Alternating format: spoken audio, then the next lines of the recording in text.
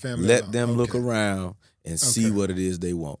If you want the 9,000, then you get the 9,000. If you want the 3, you get the 3. Whatever it is that you want to do. But I I'm not. like that. That's honorable. Yeah, I'm not Yeah. gonna be there saying, "Well, y'all should get this." And if you have a policy of $100,000, I'm not trying to make you spend all of the $100,000. I start off every family conference letting families know I'm not in the business of trying to sell you something that you can't afford. Life insurance, you can use the money to help take care of funeral expenses, but you all have a life after that. I understand. As a professional, you have to understand, yes, somebody passed away, but they left behind children. They left behind a spouse. Even if they coming in saying, hey, we want to spend the whole 100,000 on this. Some people can afford to do that because they got other policies and all the other kind of stuff. They got a $3 million policy over here, and they want us. This is a final expense policy, so they here to spend all the money. That's fine. But there's some people who, most people are not prepared for death. Their families aren't prepared for it.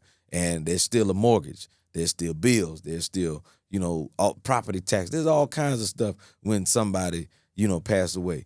Don't be the selfish bastard to try to get all that you can get, because in the long run, your ass going to be the one end up broke.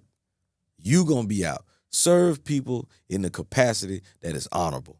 Don't be in there. Well, y'all, we I'm gonna sell you this and try to get, and we gonna add. Now they got a bill because you playing off of people's emotions. Take your time with people. Listen to them. Try to find out who this person is that has passed away. This is a life that was lived, and we're here to serve the family but honor the life. You understand? So we not here to pimp somebody's emotions. I don't do that.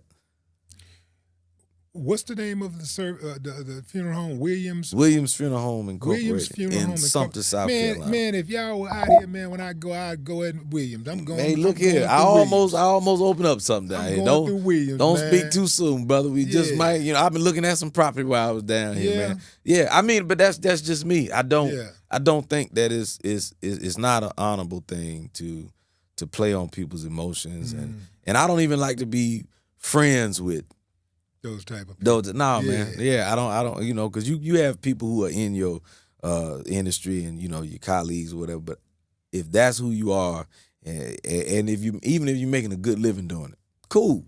That's you. And people choose who they want to go to and where they want to go. Fine.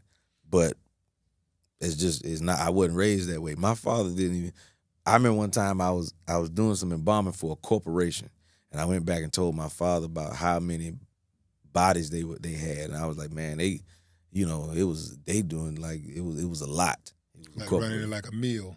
I mean, I wouldn't say a million people, but it was a like meal. I'm talking about like a factory. Yeah, right. Yeah. It's funny you said that, because when I brought it up to my father, he was like, yeah, that's you make a lot of money doing that, but there's no personal touch.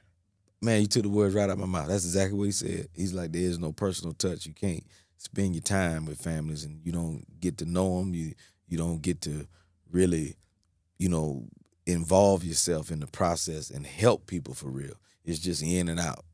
And he just wasn't into that, serving that way. Mm-hmm. When you want to serve people, you serve them to where they remember you, and you really have an effect on people. I couldn't tell you how many times people come to me about my father, especially my father, but also my mother and my sister now. They're more, involved in the day-to-day stuff. But they say, man, your father helped us so much when so-and-so passed away. My mother passed away, grandmother, all that stuff, man. And my mother's brother, my Uncle Dewey, was a mortician in Cincinnati.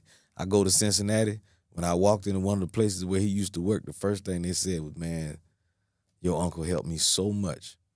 I remember Mr. Dewey Baskin. He helped us so much, man. And they don't talk about how much money they spent. They talk about how you served. And that's in different capacities. That's all we're here to do. Do you ever get kind of a little spooked being that you work in the business when you have to think about, when it's time for you to go and you ain't got no more? When I ain't got no more what? When you die. Do you ever think about that?